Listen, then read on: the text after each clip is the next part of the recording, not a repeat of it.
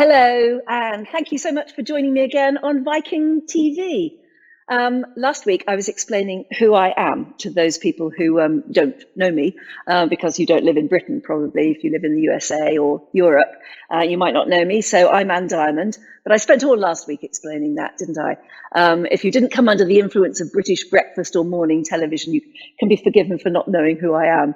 But it was absolutely great to hear from and have questions posed by so many people from all over the States and Europe. So if you have any questions to ask at all, I'd love to hear them and try and answer them a bit later on.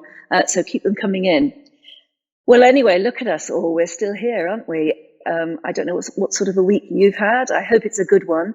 Most of you watching like me are probably in isolation or some sort of lockdown. And one of the great ways to stay in touch has been through technology, hasn't it? So we've all had to learn how to be a bit more tech savvy. And I don't know about you, but it's really has meant the family and friends sort of having to get together and talk to each other from time to time, video conferencing, as they call it. And if you can actually do it, isn't it fab once you get your hand around the technology? It's odd to sort of have within a family or a group of friends a must join date. In television, it's what we used to call an event in television, something that everybody has to go in front of their television to take part in. And when you do it with family and friends, it's almost slightly embarrassing, isn't it? Because you sort of start thinking, what am I going to talk about? And then you sort of warm up, don't you? And it becomes much more natural and you look forward to the next time. I must say, it's been a lifesaver for so many people at the moment. And it's interesting because the bossy ones in my family have sort of got together and decided that we have to have a challenge every week. And this is good if you haven't thought of it. First up, we each had to produce a picture or a painting that summed up our first week in lockdown. You see, of course, we had planned to spend Easter together. We were renting an enormous house in the New Forest, which, if you don't know Britain, it's a forest that was actually deliberately planted as a forest by Henry VIII, who used to want an enormous acreage to go hunting in. It's on the south coast of Britain, near Bournemouth, where a lot of my family live. The New Forest now is, it's not new anymore, but it's the most beautiful, beautiful part of the world. And so we had rented a big house there, and we had all planned to be together for a great big Easter weekend. One of my sisters was in charge of buying all the Easter eggs for everybody. So since lockdown, she's found that she's actually in charge of 20 plus Easter eggs, and she loves chocolate. So it's been a real trauma for her not eating them all. So when the challenge was to produce a self-portrait or an upsum of our last week, she took a lovely photograph. I won't embarrass her by showing it to you, but it was so simple because it was a selfie of her head inside a big cardboard, empty Easter egg box. And it was really, really funny. So the challenge every week has been, it's tested us all, and some of us have got quite artistic. The next weekend, we each had to write a poem. And last weekend's offering had to be our own impression of a great masterpiece work of art.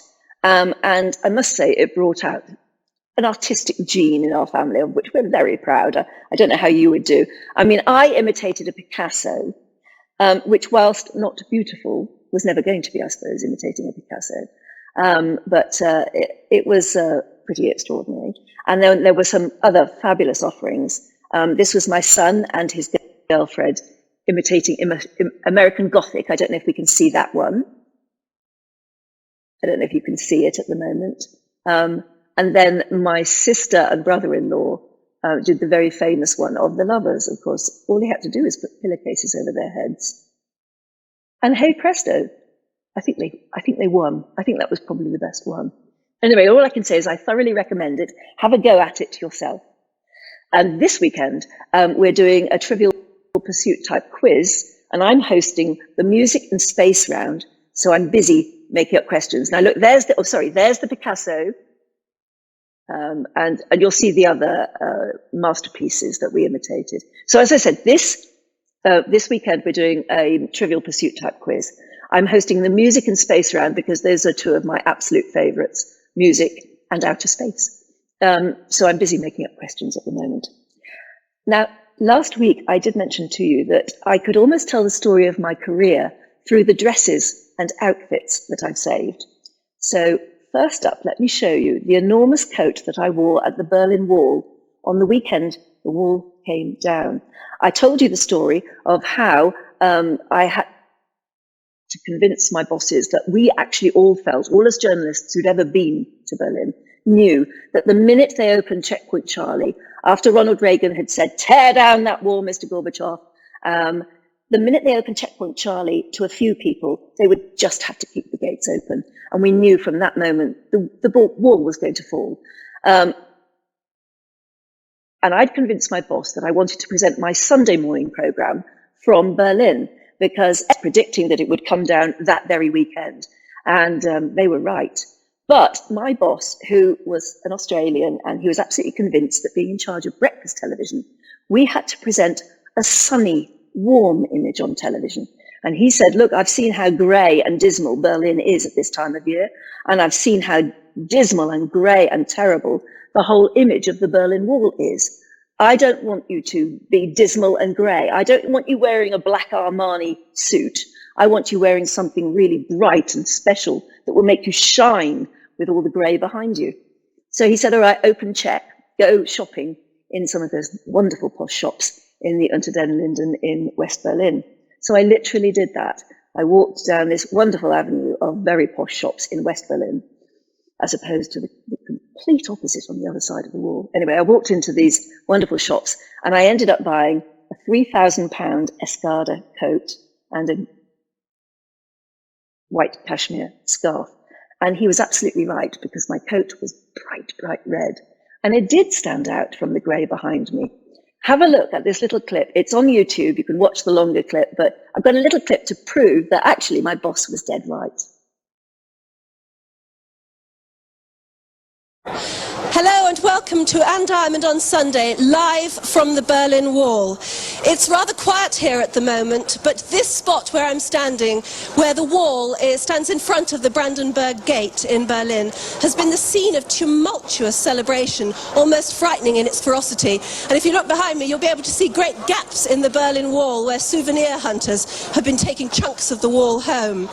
Right in front of me, and I'm standing in West Berlin, is a very wide avenue, which is the home at the moment of the world's media.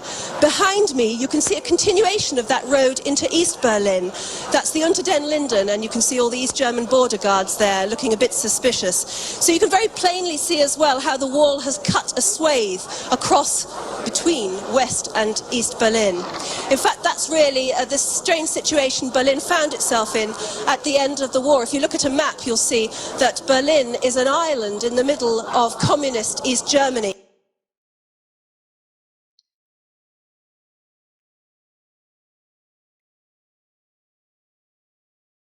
What an amazing, amazing weekend that was.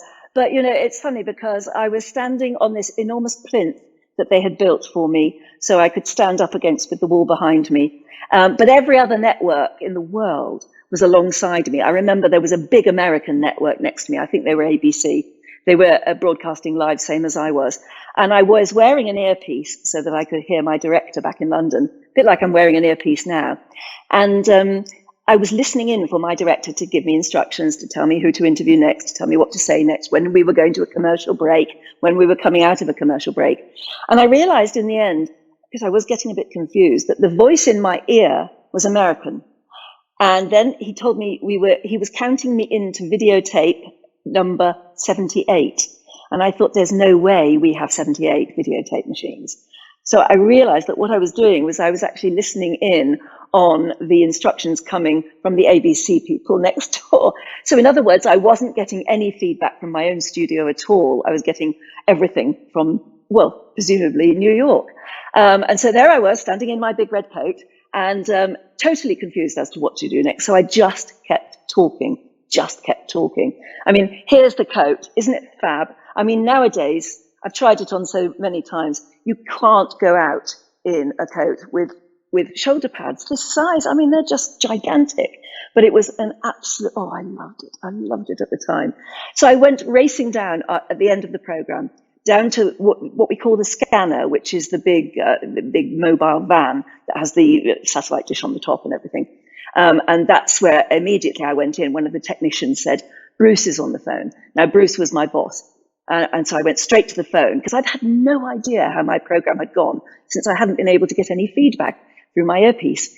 And I said, Bruce, how did it go? How was it? Expecting some sort of appraisement of the way I'd asked questions, the people I'd interviewed, all the rest of it. And he said, that coat was bloody marvelous, absolutely fabulous. You stood out from all the grey behind you.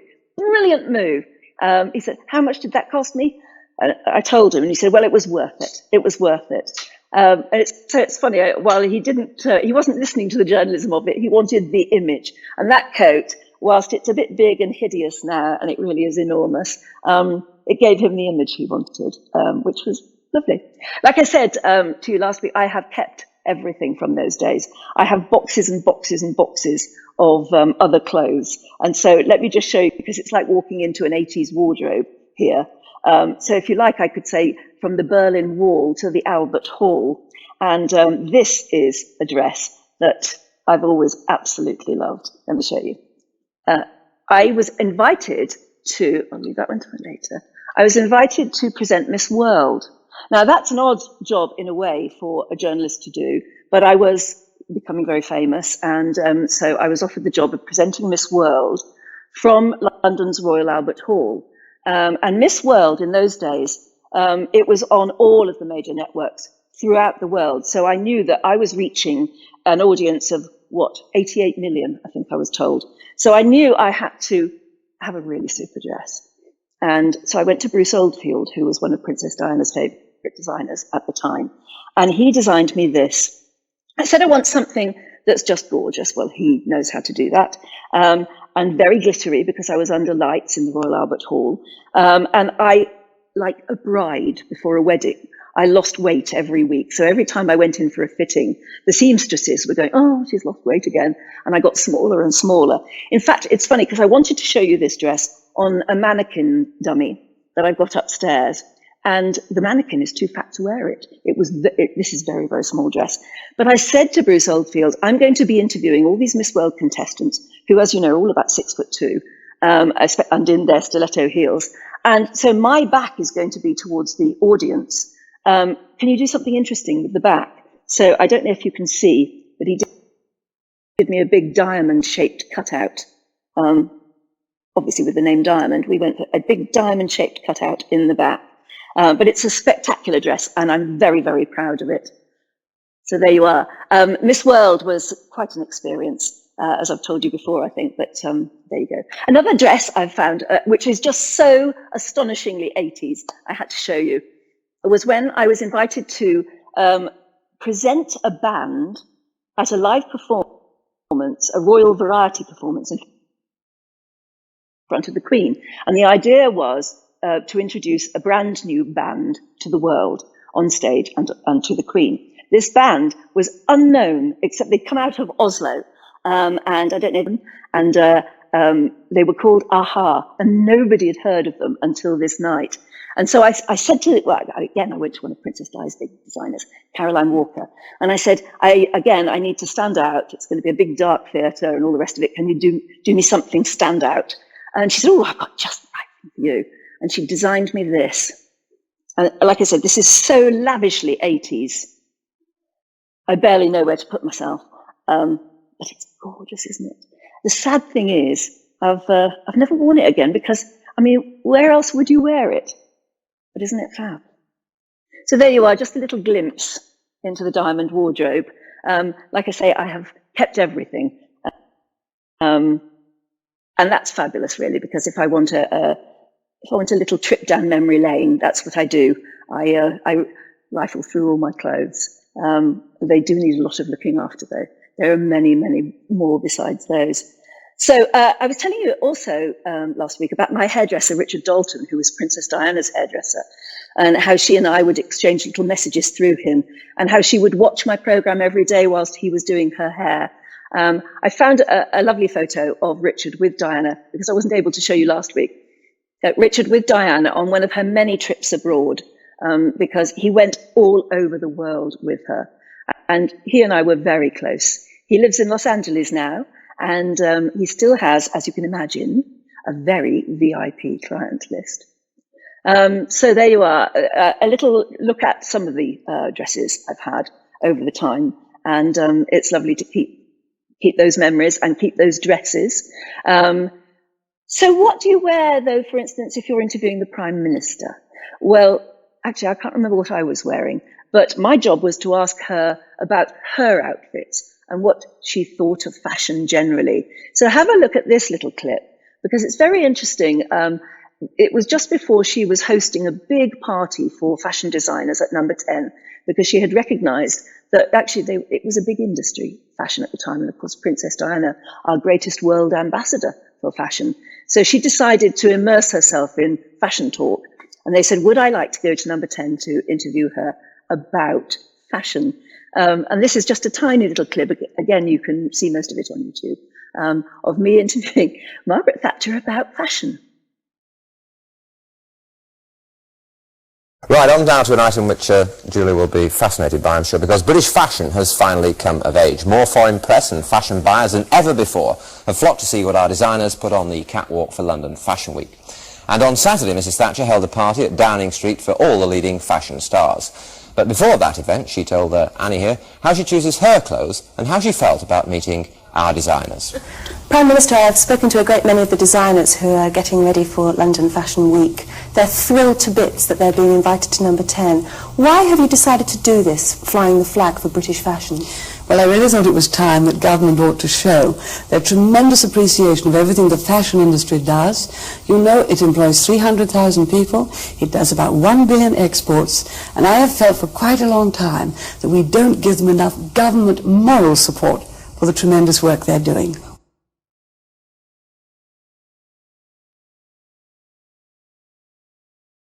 What was amazing about Margaret Thatcher was that at that moment when I went into Number 10 to interview her, was that she was able to switch from being politician to being a bit of a personality, from talking with trades union leaders, which I think she was doing at the time, to suddenly coming out and doing an interview with me. It was weird. We went to Number 10 and we set up our film crew inside this beautiful grand room. We set up the lights and the camera positions and everything. And we could hear in the room next door shouting and screaming going on.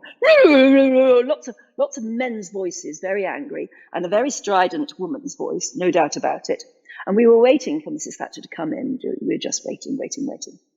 And then suddenly these double doors at the end of the room sprang open, and in came Margaret Thatcher like a bullet from a gun, with her handbag over her arm, and she just pounded into the room. And she looked as though she had been quite worked up and a little bit angry. And she walked into us and went into immediately that soft tone that she could use. And she was lovely and generous. And I remember her sitting down and saying, oh, my dear, yes, I like talking about fashion. I love fashion. And I remember her leaning forward and touching I had big shoulder pads on at the time. And saying, oh, no, you're young, you can wear those. I can't really wear those, but they look very good on you. And she was generous and lovely, and she gave me a lovely, gentle interview, as you can see. And then at the end of it, I said, funny enough as well, when she first sat down, she said, now, which is my key light? I remember us all thinking, oh, she knows the lingo, she knows the language. And the cameraman said, this is your key light. And she said, oh, fine, very much. She said, could you just give me a little bit more light on the chin? She said, at my age, I just need a little bit more light. She was quite happy to talk about those sort of things. But at the end of the interview, she got up, put her handbag over her arm, and walked straight through those double doors again. And you know, the shouting started again immediately. And I always have, because it was during a time in Britain when we were going through tremendous strikes. There were a lot of trades unions, particularly the miners at the time, who were on strike. And I always fantasized that actually in there were a few members of her cabinet and a load of miners. And she went straight from a fashion interview right back into the front line. And that was Margaret Thatcher. She was very impressive, no matter what your politics. There's no doubt that was a very impressive woman. So that was quite good fun. I also promised last week I'd tell you a bit more about Patrick Duffy, going from the sublime to the ridiculous or the other way around. Now, I don't know if you remember Patrick, you should. He was the man from Atlantis, wasn't he? Very famous. And then, of course, he became Bobby Ewing in Dallas. And I'd been sent out to do a program from Los Angeles. I think it was something like the 40th birthday of Mickey Mouse. There was some reason we were out there. And in order to be live in the UK, so doing a morning breakfast show in the UK, we had to actually do the program at about midnight in Los Angeles. So we did it in front of Cinderella's castle. And Patrick Duffy was absolutely wonderful, but he absolutely surprised me because I was walking along the crowd of people who were surrounding our outside broadcast. And I came across this man in the crowd, and it turned out to be Patrick Duffy. And we revisited each other several times in the next few years. We got a little clip of him again. This was just a magic moment, just shows what a lucky girl I was to have such a fantastic job in television. Any more people here? Well, I say oh, Patrick! What are you doing here? I got some relatives back there, you know. Yeah? Yeah. Would you like to say good morning to him? Yeah, morning, Mom. Yeah, she's back there, you know. She's back there in England, London. Good. I'd like to send her a little something. Could you take it to her? Yes, I'll do it.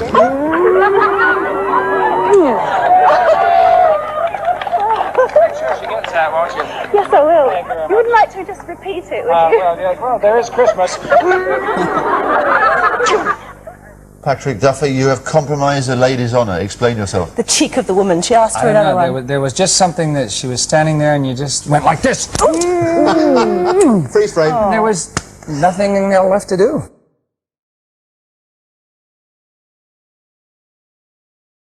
So there you are.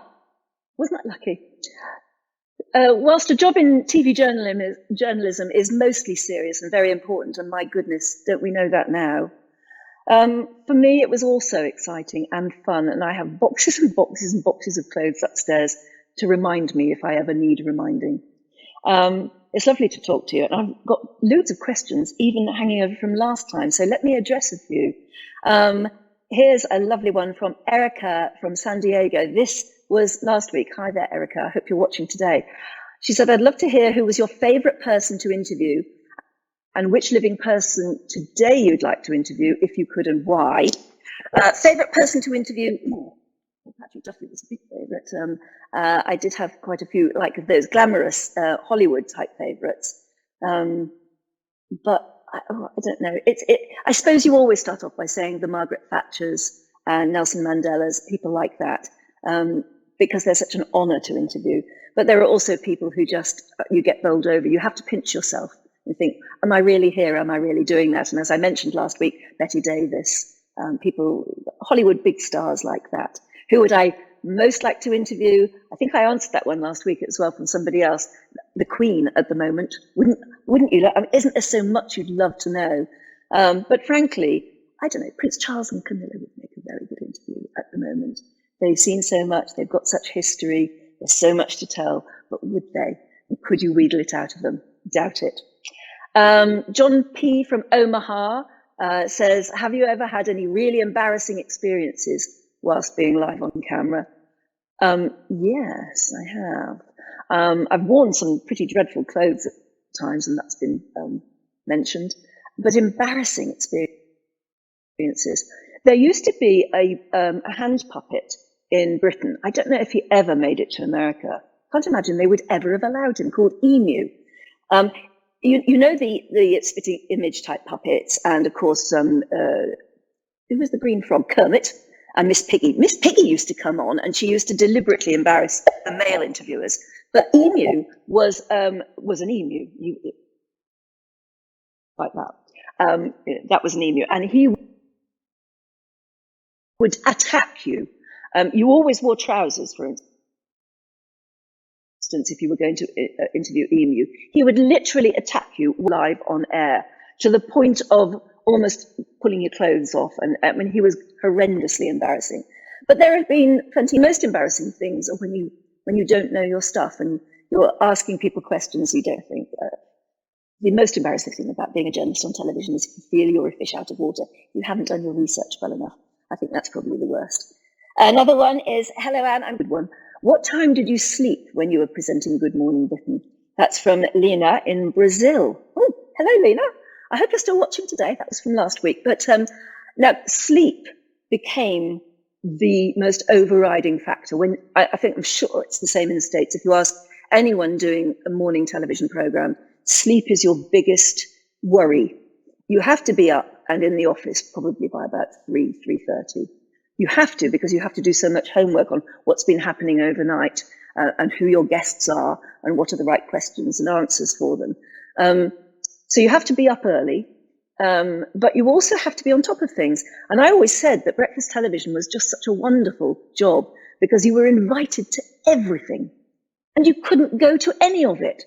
I used to go to the first half of an awful lot of West End shows because I needed to know what the shows were so that I could interview the celebrities from them. But I never got to, I always left at half time to go to bed. I used to then do the program, then you'd be absolutely starving at about 10 o'clock when the program ended, but you would be starving for lunch, if not dinner by then. You didn't want a croissant at 10 o'clock in the morning because you'd already done a full day's work. Any shift worker watching right now will know this. So you wanted a proper meal. So we used to go out for a big meal and then maybe a glass or two of champagne and then home to bed. And I was really lucky that I had a wonderful housekeeper called Kitty. I was living on my own, but I used to go home. And by the time I got home at about midday, she had already put a hot water bottle in my bed. And I would go to sleep until 5 or 6 in the afternoon. And then I would try to live a normal late afternoon stroke early evening, and then go to bed at about 10 again. But every single day you worry about how much sleep you've had. And in the winter, when it was always dark, and if the phone suddenly woke you, you would look at the phone and it's 4 o'clock, but is it morning or night? Is it 4 o'clock in the morning or the afternoon? Have I already done my show or haven't I? There's another human being to actually remind you whether it was 4 o'clock in the morning or the afternoon and whether you had already done your show. So you'd have to actually ring the office and say, sorry, I'm leaning forward there to pat the dog. You'd actually have to ring the office and say, it's Anne and the phone's just gone and it's 4 o'clock. Have I already done the show or have I got a night's sleep in front of me? And it still is to this day, it lives with you. I think when you've done years of that, it lives with you, this constant worry about how much sleep you have. You're always budgeting sleep. Who is your favourite James Bond? Oh, many. That's from, I haven't got the name of the person. Let's go to the questions that are coming in. I just ought to answer it. Pierce Brosnan, because I met him and he's gorgeous. Also Roger Moore, because I met him and he is gorgeous. And actually, all the others, they were really nice too. How can you possibly have a favourite? I wonder who the next one's going to be, that's all. Right, we've got a lovely question here from Patricia in Belgium. Hi there, Patricia. Do you think journalism and requirements to be a journalist have changed over the years? They certainly have. But I have to tell you that I look at television journalism nowadays, and most of it is so excellent. So slick. The people are so clever. And as well as being slick and clever, they're also incredibly good looking. How do they do it? I always look at them now and think, I could never look that sophisticated and be that sophisticated whilst also being really brainy. I take my hat off to most journalists at the moment. And I do think that at present, during this terrible pandemic, we are seeing some absolutely astonishing journalism. I mean, absolutely. Some of it is very, very depressing, but it has to be, I guess. And some of it is uplifting, and they manage to get the balance so well. So I wouldn't criticise, but we're also seeing an awful lot of citizen journalists at the moment, isn't it? There are young people going out with cameras, particularly in places like Syria, where you can't get a professional, so-called professional film crew to. These young citizen journalists are going out and recording what has to be seen. And I think they're doing a wonderful job as well. So I think although a lot of people and certain presidents have nasty things to say about journalists, I do think that the standard of journalism actually is probably higher than it even was in my day. As long as we hold them accountable, that's the main thing. And they hold us accountable too. That's a lovely one. Another one just a few minutes ago came in from Robert Halls in South Carolina. Hi there, Robert. Can you tell us more about your children and what they're doing now? Are any of them in journalism? Oh my goodness. Well, yes, one of them, I was telling you last week, if you tuned in, one of them had to come home. He is training in the army, and because he's still training, he is therefore at an educational establishment, because he hasn't passed out, as we call it, yet. So they were sent home, and so he came home last week. He went through a full period of self-isolation first, because he was terrified of bringing the virus home, and he's now my cameraman. He's there. He's called Connor, and he's wonderful, and I'm very proud of him. And he's my baby, and he's very grown up. But yes, one of them is in journalism. Indeed, he's got the gene, because his father's a journalist as well. And he's a producer, TV producer at the moment for Sky News here in Britain. And I think he's going to do very, very well. Oh, I shouldn't have said that, because I'm really going to embarrass him, aren't I? I haven't named him there, have I? I've got another one who's a product designer, and another one who writes code. That sort of goes to my full extent of my understanding of what he does. He writes code, but he's seriously clever, and I'm very proud of all of them, as you can imagine. And Connor, my cameraman, she's, I think, at the moment doing a video conference with her business, because she's working from home. And she and Connor met in Cambridge. She is from California. In fact, her family are the Outcolts from Walnut Creek. So if there's anyone near, go and knock on their door and say, hey, you're being talked about on TV at the moment. But it's lovely to have her here as well. Right, where else have we got? Oh my God, says Dorla from Dallas in Texas. Hi there. That was hilarious with Patrick Duffy. It was hilarious, but it was so lovely. Leonie from Oslo. Oh, you rang in last week. Hi. I rang in. You texted in. Fantastic. You have lovely charisma. Isn't that nice? Thank you very much. I'm sure it did matter how you dressed, but have you ever felt that you did dress completely wrong for an interview? Not completely wrong. There's one very embarrassing photograph that's on the internet of the day when I think it was International Fitness Day. And I chose to, I think I told you about this last week, I chose to wear a brown and yellow velour tracksuit. And the newspapers the next day said I looked like a squashed banana sitting on the sofa. And I have occasionally got it wrong. There was a trend at the time for slicked back hair. Did I tell you about this last week? I might have. And I wore this very, very greased back hair look. And the bosses at my television station were so incensed. They said, never look like that again. Do you remember I told you, here, come and say hello. She's so heavy. I was worried last week about Ellie here and how I would ever get her groomed. And I was terrified of clipping her claws and everything. And we did find a way. Say hi, because she's looking really, really nice now. All right, you don't like all this television stuff, do you? There you go. Yes, the dog groomer got in touch and said, I've got this brilliant way. If your son puts her in the car and then drives her to where he lives, then he said he's put a cage outside in the street, put Ellie in the cage, and then ring me and say she's in the cage. And then I will come out and take Ellie and groom her, and we'll do the reverse. And it worked really well. So no human came into contact with another human. And we are told that, dogs don't carry it or whatever. But at least she's been able to be groomed now, which is a terrific weight off my shoulders, because I was really worried about doing it myself. And she's much happier, looking so pretty. What inspired me to be a journalist? I never wanted to be a journalist. This is a question from Kathy in San Diego. Hi there, Kathy. Never thought for 1 second of being a journalist. I wanted to be a concert pianist. But it's a sad story. I didn't really discover the piano until age 14, which any concert pianist will tell you. You have to be born playing the piano if you want to make it big. But at 14, I did every grade. I got really good. I worked really hard, and I thought, this is what I really want to be, a concert pianist.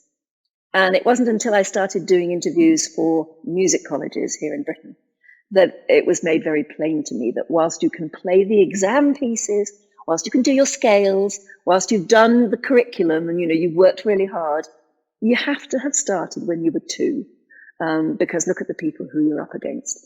And so I went through a whole year of doing those interviews and coming away from everyone feeling so demoralized. And then a friend said, why don't you, instead of being a musician yourself, why don't you become a music critic? So I thought, well, this is cool. How do you become a music critic? I mean, you go to all the concerts free and you just write about them. So I thought, well, that's good for me. So in trying to find out about how to become a music critic, I realized that you have to work for a newspaper first. And I then became interested in what newspapers did and how to train as a reporter, which I did. And after that, the reporting bug just took over. I started at a small regional newspaper in a place called Bridgewater in Somerset, which is in southwest here in Britain. And I just fell in love with the idea of going out every morning and interviewing interesting people about interesting things, writing it up and having it printed in the newspaper at the end of the week. And I started to absolutely fall in love with the idea of journalism. I then moved on to a daily newspaper, and then the BBC offered me a job. And that's when I first saw broadcasting and realized that that was it for me. And I was very, very lucky because I had some brilliant bosses at the BBC who knew how to promote me in the right sort of way, slowly and steadily. And that's how I got into TV journalism. Yeah, it was quite a story. I was very, very lucky. I mean, I was so lucky I always look back, I do a lot of talks to schools. And a lot of people say, how much was luck and how much was hard work? And the real answer is it has to be a combination of both. You put in the hard work, and then when a lucky break comes along, you don't walk past it. I've met so many people, and I'm sure I have in my time as well, where an opportunity has come along and they haven't seen it, or they've turned it down because they're a bit too scared. And that's my old boss used to say, never turn down an adventure. And maybe that's a very good motto to live by, but I don't think I've turned down many. Where have we got to? Who's the most interesting American I've ever interviewed? Oh, that's a dangerous question to ask because I'm bound to put people off. That's from Harold in Missouri. Who's the most interesting American? I don't know. Well, it would go from anything from a great big star to Arnold Schwarzenegger, who was both a politician and a great big star. Many American politicians I have loved interviewing who are so good at talking. That's a really, I should have prepared myself for that question. But I mean, mostly it was the stars. It's very difficult to get many politicians on, but some of them are really, really brilliant. Oh, yes. Just been reminded, actually, that one who was an absolute hero, I was so thrilled to meet. And funnily enough, I didn't meet him through being a journalist, through being on television, or anything like that. I met him because my youngest son, the cameraman Connor, who's behind the camera now, was at Oxford University. And at one point, he was in charge of booking the guests. Now, you know that all of the big universities get brilliant guests to talk. And he invited Buzz Aldrin, and Buzz said yes. And when Connor said to me, Mum, Buzz Aldrin's coming along to talk to the university, would you like to come along and meet him? Because I can get you into the meeting because I'm on the committee. I did. I don't know if you can see the picture very well, can you? Shall I move it a bit closer? But we were at this lovely drinks meeting before Buzz was going to give the big speech. And I said to my son, I know this is going to be very embarrassing because we were all talking. I mean, Buzz was wonderful. We were talking, asking lots of questions. And I said to my son, this is going to be embarrassing, but I'm going to do it because I've learned in my career that you do it. You grab the moment. I am going to go over to him and I am going to ask for a selfie. And Connor said, oh, no, please don't, please don't, please don't. And I said, no, I'm going to because I want a picture of me and Buzz. I'm sorry, but I do. And I walked over to Buzz and I said, just before you go, do you mind, should we sit down here? And could I just have a photograph taken with you? And he was delightful. And he sat down and I said, yes. And I said to Connor, take the picture quickly. And he did. And that's the picture. And I'm terribly, terribly proud of it. So I suppose you could say of the greatest living Americans you could possibly meet, it has to be a man who walked on the moon, doesn't it? Yeah, I think so. Caroline Gray. Hi, Caroline, in Toronto. I love your bare feet, and you're so relaxed and casual. I feel like I'm in your home. You are. I love it. Thanks for closing the gap between us in isolation. I didn't know you before, but thank you for letting me know you now. Who will you be interviewing next? Well, that is a very interesting question, because I think what I'm going to do, maybe on the next few Thursdays, is actually interview people. And so stay tuned, because I'll tell you who. But we've got some really fascinating people lined up, and I'm really looking forward to meeting them. They're the sort of people that I know from having been on Viking cruises myself, and you have too, that they specialize in introducing you to people who've just led the most remarkable lives, who've had the most incredible experiences, and who are just a knockout to meet. And so it's going to be my job, through this amazing medium of us all being able to link up all over the world. I find so exciting that I'll be able to introduce you to them. He's a remarkable man, the man I'm meeting next week. He's the first Western dancer to go east. He's got sort of a remarkable story to tell, and he'll be telling it with me next week, here and now. So I think I've gone through most of the questions that have come in. Yes, well, I've got Erwin in the USA. Shall I just answer that one quickly and then say goodbye? Were you ever offered a different television program whilst you were doing Good Morning Britain? Yes, lots. Couldn't do them all, but I've done many, many different sorts of programs. From after doing Good Morning Britain, I went to a bit later in the morning and did a program called Good Morning with Anne and Nick, which was my television co-host, who was like my television husband, a guy called Nick Owen. We went on to present a morning television program together, a bit later in the morning, which was a bit more conducive to family life. And then lots of other programs as well, one called TV Weekly, where we looked at television, all the other different television programs every week. One called The Birthday Show, where we took a date in time and took you through the history of everything else that had happened on that date. So I've been lucky enough to present some pretty wonderful television programs, ones that are interesting to me. And when they're interesting to you, the host, you hope they're probably interesting to anyone watching. I think I've probably come to the end of my time and the end of my questions, but it's been brilliant to be with you again. And it was so lovely, that last lady there who said it's like being inside your own home. Thank you for welcoming me into yours. And let's join each other again next Thursday, when I'll be able to introduce you to somebody really cool. Until then, thanks very much. Bye-bye.